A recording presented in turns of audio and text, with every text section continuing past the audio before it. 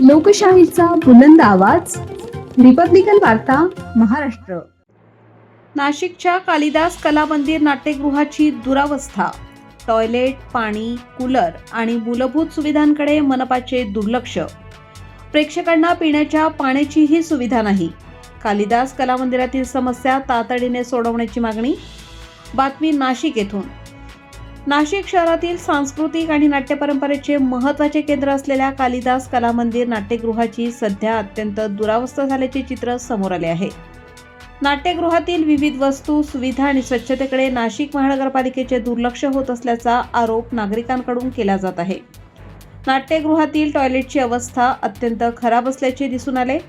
अनेक टॉयलेटचे दरवाजे तुटलेले असून कडी-कोंडा खराब झालेला आहे. तसेच फ्लश टँक तुटलेले असल्याने स्वच्छतेची मोठी समस्या निर्माण झाली आहे. यामुळे नाट्यगृहात येणाऱ्या प्रेक्षकांना आणि कलाकारांना गैरसोयीचा सामना करावा लागत आहे.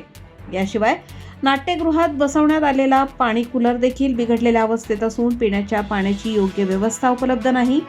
मोठ्या प्रमाणावर प्रेक्षक आणि नागरिक येथे विविध सांस्कृतिक कार्यक्रमांसाठी येत असतात.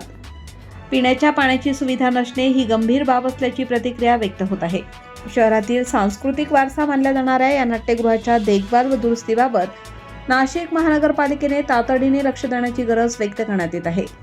नागरिकांनी मनपाने त्वरित सर्व सुविधांची दुरुस्ती करून योग्य मेंटेनन्स करावे अशी मागणी केली आहे.